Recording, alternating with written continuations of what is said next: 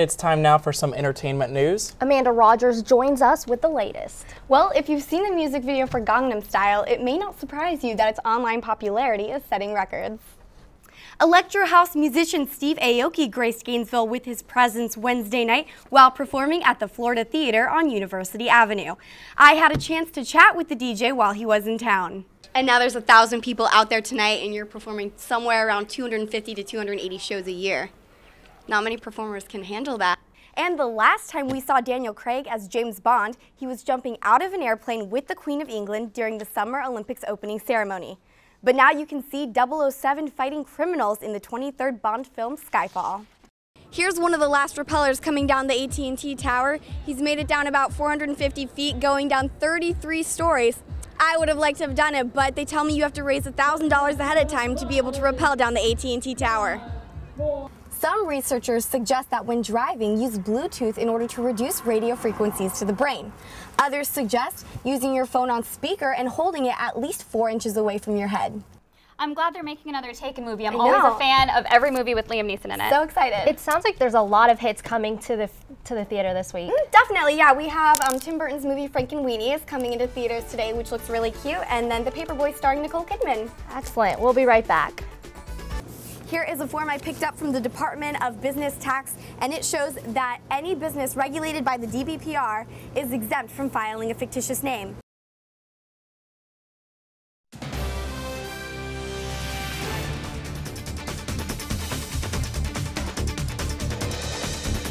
Welcome back. We're joined now by entertainment reporter Amanda Rogers. Amanda, you were covering a big concert Wednesday. That's right, Cameron. I got to interview one of the most talented DJs in the world, and he says he has some pretty interesting birthday plans this year. Electro House musician Steve Aoki graced Gainesville with his presence Wednesday night while performing at the Florida Theater on University Avenue. I had a chance to chat with the DJ while he was in town.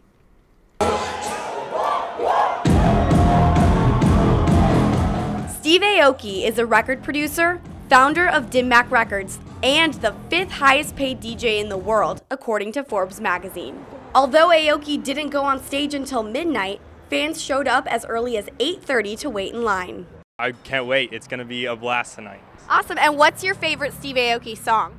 No beef. I mean, it's just a steady pulse, and you get excited, and you're ready. You can't wait for the build-up, and next thing you know, you're jumping around, dancing the music with everyone else. Aoki's Gainesville concert was just one of about 280 shows the DJ will perform this year.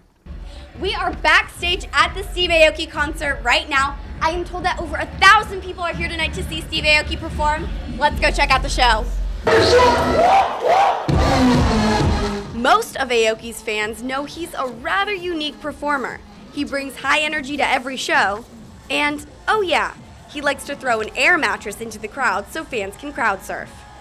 I caught up with Aoki after the show to find out how he got into DJing. Kind of the best job in the world, right? Yeah, I mean, you know, where the bars were like 60 people, you know. Like when I first started DJing, the first show I had was 10 people sitting at a bar just drinking beer while I'm playing like hardcore 7 inches. And now there's 1,000 people out there tonight, and you're performing somewhere around 250 to 280 shows a year. Not many performers can handle that. But Steve Aoki can handle it because now he's performing for a good cause. You have this charity fund I saw on your website. It looks really cool. Can you tell us a bit about that?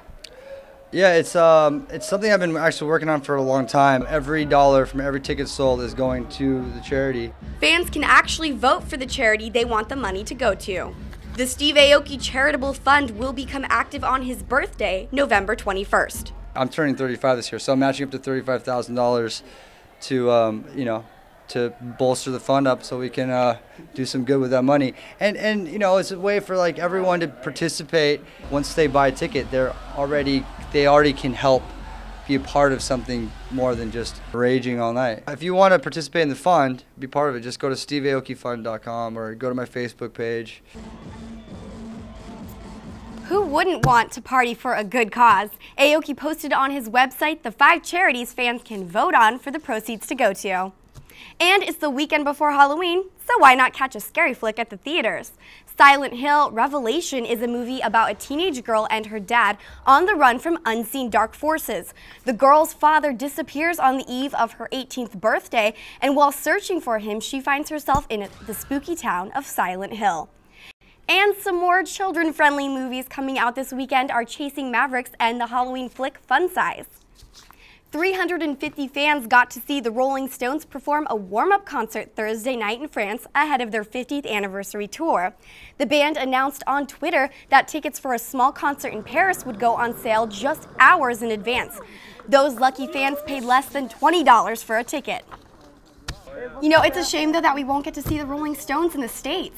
I know, I think the last time they were here was 2006. Yeah. And that's right, that was for their Bigger Bang tour. So thanks, Amanda. Cell phones. What would we do without them? Anywhere you go, chances are you'll see someone listening to music, texting, or talking on their cell phone. The International Telecommunications Union estimates there are almost 5 billion cell phone users across the world. But can these mobile devices cause cancer? I don't really think twice about it because I'm literally on my phone from the time I wake up to the time I go to bed. Cell phones emit radio frequency energy, which can be absorbed by brain tissue. The World Health Organization put cell phones on the list of possible carcinogens. According to the National Cancer Institute, the amount of radio frequency emissions depend on the technology of the phone, the number of calls per day, and the duration of time spent on cell phones. But while many health organizations are concerned, studies have not proven cell phone use can cause brain cancer. A study from the Food and Drug Administration shows cell phone use metabolizes glucose in the brain. But the threats, if any, of glucose metabolism are still unknown. This study from AHRQ shows that brain cancer increases with age, not necessarily from cell phone use. The most common brain tumors are ones that spread from the rest of the body and go to the brain, like lung cancer, breast cancer. Being in the industry, obviously a lot of customers come in asking the questions when they hear it in the media. Hey. Hey, What's up? nothing, driving, what are you doing? Many people have taken precautious measures behind the wheel. Some researchers suggest that when driving, use Bluetooth in order to reduce radio frequencies to the brain. Others suggest using your phone on speaker and holding it at least 4 inches away from your head. There are other ways to supposedly protect yourself. Pong Research claims the company created a cell phone cover that reduces radio frequency emissions by redirecting the energy away from your head. But is the public seriously concerned about this potential threat? I think the public pretty much ignores it. There's not really much meaningful data. The data is inconclusive, because I think as many studies that said that it did cause, there were probably 5 or 6 studies that said it didn't. I would literally die without my cell phone, so until they prove that I'm actually going to get brain cancer, I'm just going to pretend like I don't know about it. People only started using cell phones about 10 years ago. It can take decades of funding and research to discover a consistent link between cell phone use and brain cancer, if a link even exists.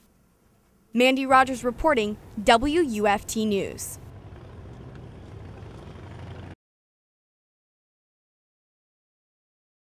The popular hotspot Balls has some of the cheapest drinks in Gainesville. I found out how the bar is able to keep drink prices so low and what makes Balls different from any other bar. Rumors swirled that a Gainesville dive bar called Balls had the cheapest drinks in town because they never purchased a liquor license. A woman who works at the bar told me via Facebook the bar doesn't pay alcohol taxes. Neither are true. Do you know that heavy drinkers drink to the point of intoxication 5 or more times in a 30-day period? Mary and Kristen are roommates who study hard in school. Mary is majoring in health science and Kristen is studying animal biology. A common factor between the two girls? They both like to go to Balls. I like the atmosphere, like all my friends go there. It's cheap. They have all you can drink on like Fridays and Wednesdays, so I feel like it's a good place for college kids to go if they want to get cheap drinks. College kids are fans of the cheap drinks. Who doesn't love $2 doubles? I love $2 doubles, so that's like Probably my main reason why I like going to balls. But there's a good reason for the less costly beverages. In Gainesville, bars are not required to obtain a business tax permit if they are strictly selling alcohol and cigarettes. They are taxed by the Department of Alcohol and Tobacco. Bars that serve food or have a dance hall, however, must purchase a business tax permit.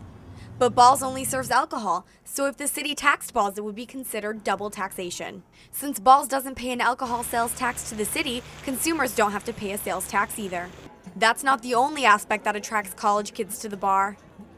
I have here an actual credit card statement that shows that purchases made at Balls come up as Balls Bookstore. Now, Balls Bookstore is a fictitious name, meaning not the legal name of the business. Here is a form I picked up from the Department of Business Tax, and it shows that any business regulated by the DBPR is exempt from filing a fictitious name. That means Balls can legally call its business something it is not. But I think it's pretty funny because most parents do get their children's statements and like watch what they're spending their money on in college. So I think it's pretty clever of them to do that. I used to use my mom's credit card there, and she'd always be like, "Why are you spending $10 at Balls Bookstore like every week?" And I'm like, I needed pencils, I needed things for school. One city commissioner agrees there is an obvious purpose for the owner claiming Balls as a bookstore. If it's a cafe risque on there, well, gosh, mom and dad probably would know to ask some questions. But he says this could cause consumer protection issues. If I have a dispute, there's a charge on my tab, maybe I didn't make that purchase. It would be rather challenging if the name that appears on the credit card statement doesn't appear on the name of the business. Well, the students sure don't seem to mind. None of the employees at Balls were able to do an on-camera interview. However, I did get confirmation over the phone from a bartender who says they claim Balls as a bookstore in order to deceive parents into thinking their money is being spent somewhere more reasonable. Mandy Rogers, WUFT.